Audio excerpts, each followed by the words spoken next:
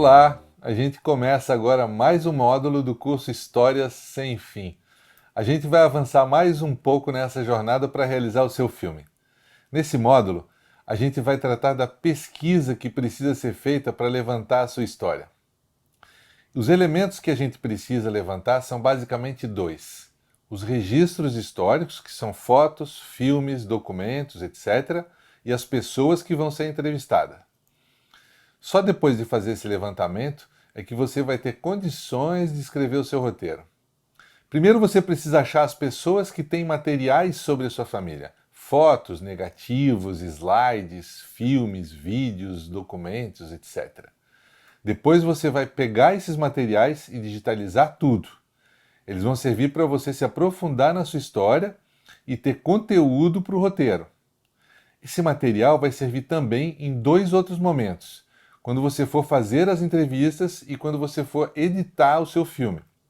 Nas entrevistas você vai poder mostrar alguns documentos para os entrevistados para despertar neles lembranças. E na edição você vai usar esses materiais como parte do filme. No caderno de trabalho do curso eu preparei uma tabela para ajudar você a organizar esse levantamento. Lá você vai colocar essas informações: o nome do proprietário dos documentos, os dados de contato dele, WhatsApp, e-mail, endereço, a lista dos materiais que ele possui, a quantidade e algumas informações sobre o estado de conservação desses materiais. O que você vai buscar? Por enquanto eu vou falar superficialmente sobre cada um deles e mais tarde eu vou aprofundar. A primeira coisa que você vai pedir são fotos. Fotos são fundamentais para o seu filme. A gente costuma dizer que as fotos valem 1000 palavras. A gente olha para uma foto e dali pode sair um livro inteiro.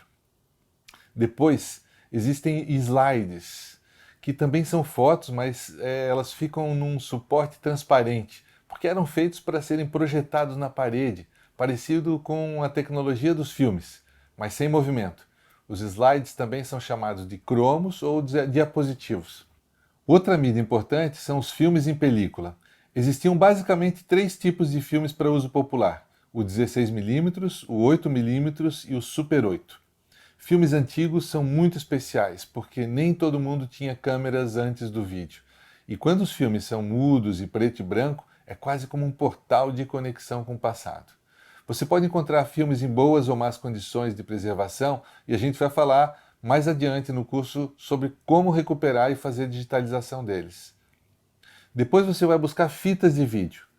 Existem vários formatos: VHS, Hi8, Mini DV e vários outros.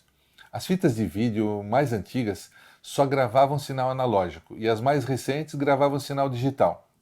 Algumas vão ter mais resolução e outras menos, e elas vão poder estar em boas ou más condições. Mas não se preocupe, porque a gente também vai falar sobre isso mais tarde e vai apresentar sugestões para recuperar fitas em más condições. Além das fitas magnéticas, outras mídias foram ou ainda são usadas para o registro de vídeos digitais, como o CD, o DVD, o HD, o SD card e outros tipos de cartões, pendrives, etc. As gravações de áudio antes do digital eram feitas em fitas cassete. O meu pai costumava fazer gravações comigo e com as minhas irmãs quando a gente era pequeno. É muito bacana poder escutar a nossa voz cantando as músicas de infância ou brincando. As fitas cassete apareceram na década de 60 e ficaram bem populares até 80. Depois a gente entrou na era digital e vieram as cassete digital, o mini disc, o CD, o HD. Livros também são fontes de informação para o seu filme. Pode ser que tenha algum escritor na família, ou alguém pode ter escrito uma biografia sobre algum parente, ou pode até mesmo existir um livro sobre a sua família. Outra fonte de informação são as cartas e os cartões postais. Eles contam muita história. Além dos textos, as fotos dos cartões mostram lugares de viagens, sem falar nos selos e nos carimbos.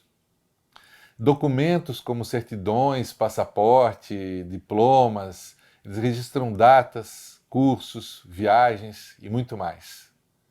Existe um tipo de material que a gente não dá muita importância, mas muitas vezes é deles que surgem informações bem interessantes. São anotações em papéis, cadernos, blocos de notas, agendas. Eles podem revelar relatos pessoais, ideias de projetos, pensamentos.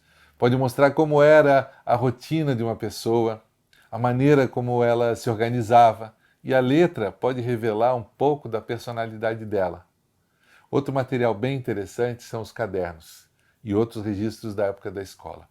Eles mostram as diversas fases do desenvolvimento das pessoas, os desenhos da infância, as descobertas da adolescência, as preocupações do tempo de universidade. A gente não pode esquecer também dos diários. Se você encontrar algum diário, você está com muita sorte. Acho que ele dispensa comentários, né?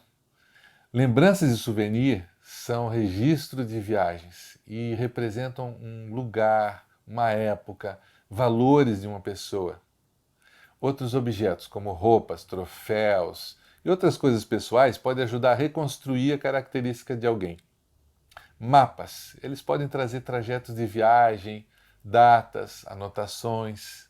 Quadros e pinturas também carregam muita informação e também pode ajudar. Quando você for contatar as pessoas para pedir esses materiais, tenha em mente que cada uma delas se relaciona com o passado e com objetos de maneira diferente. Por isso é muito importante que você tenha muita cautela nesse momento. Umas pessoas podem ter desapego, mas outras podem sentir insegurança ou ficar desconfortáveis em rever, mostrar ou emprestar essas coisas.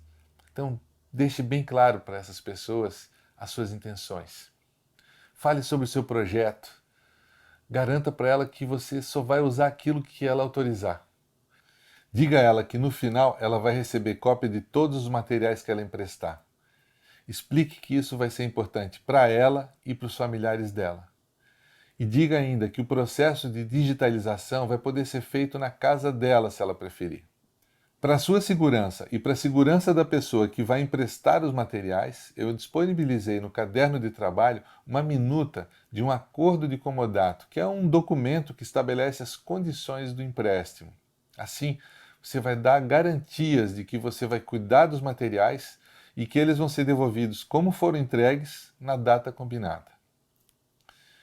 Mande um e-mail ou um WhatsApp com a relação dos tipos de materiais que você precisa. Quando você for na casa da pessoa pegar os materiais, peça que elas assinem uma autorização de uso para que você possa usar esses materiais no filme. Agora vamos falar sobre as entrevistas. Você vai precisar definir a lista de todas as pessoas que você vai entrevistar. Já que você vai estar entrando em contato com várias pessoas da sua família para levantar os materiais, aproveite e comece a definir as pessoas que você vai querer entrevistar.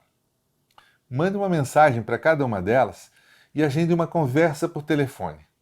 Eu sugiro que essa conversa seja agendada, para que vocês possam conversar com calma, sem pressa.